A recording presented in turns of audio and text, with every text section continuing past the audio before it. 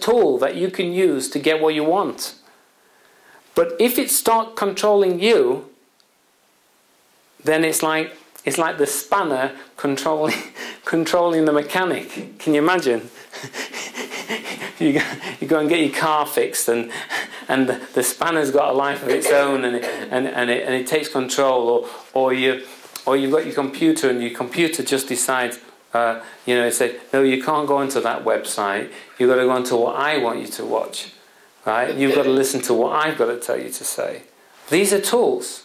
That's what all I'm saying is, just need to be aware of those tools. So, really, we're almost at the end of the first bit.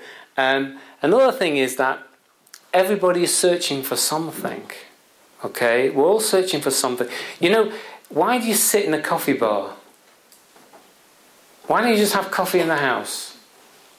Have you ever thought about it? And people sit in coffee bars on their own. It's not like you can say, well, I've gone to socialise. You'll sit in a coffee bar on your own, and you'll start looking around, and you'll go into sort of a daze, and you're looking for something. You're looking, aren't you?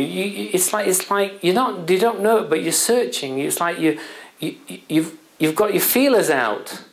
You don't even know what you're looking for. You might have, and then you may see someone, and you make a little connection with their eye, and then they walk away, but it's like we're all on this sort of journey searching for something, and we don't know what it is. The thing is that we're all searching for the same thing. We're all searching for fulfilment. We're all searching for the thing inside us that's going to make us happy.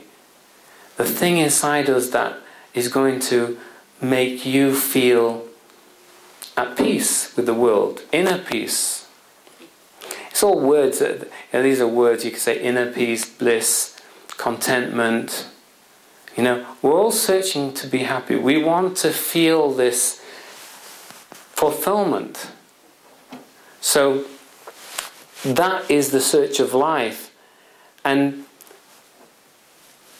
a sense that there's more to life than what you know now. I mean, a lot of people, you go through life. You're a kid, right? And you've got this sort of sparkly-eyed view of the world, and you'll go out and you'll do anything. I can't tell you what I used to do, but you'll do anything. You'll go out and you'll investigate, and everything's an adventure and all that. And then we get that beaten out of us, don't we? We get the adventure beaten. That am I allowed to swear on the camera?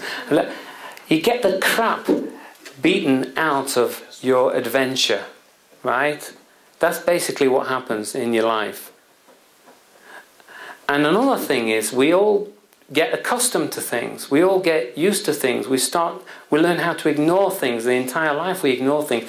I'll give you an example. There's places in America where it's so smoggy, or in Beijing or whatever, the smell is so bad that if you went there, you couldn't imagine how anybody could live there. But after 3 or 4 days, you'll get used to it. You won't smell it. It's like if you live next to a train station or a railway track. There's one just down here.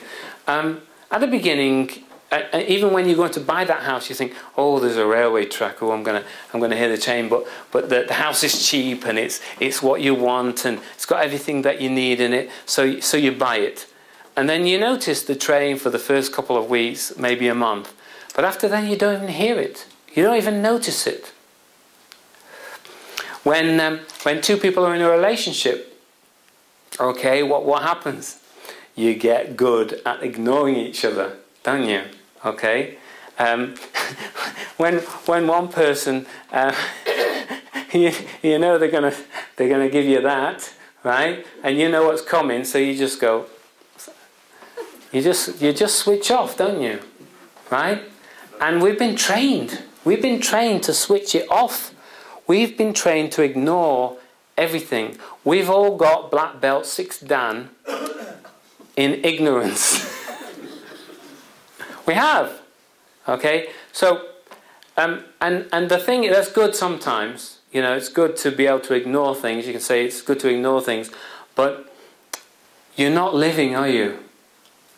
You're not appreciating your life if you learn how to ignore the sounds, people talking to you. You learn to become ignorant in relationships. You're not really you. You're just sort of plodding along, aren't you? So, ignorance, ignorance, ignore. If you ignore something, ignorance. That's why they get ignorant. Apparently, I'm not good at English, but that's apparently how it works. So now you're all here because you have this need to learn more. You have this sort of inner feeling that you want to understand more, and that's why we go to school. That's why we. It's like, you know, like when you're in school. I don't know if you get a good teacher. You know, if you ever had a good teacher in school, and he gives you a new idea, and you're sitting there, and you're all sitting up with your friends, and you're talking about what you've just said, and you're all sort of playing with it in your minds, and you've got that adventure going and everything, and that's amazing, that's fantastic, but you lose it. Okay, you tend to lose it because after school you want to make a living, you want to start making some money, you want to survive, you want to be successful. So that adventure stuff goes out the window.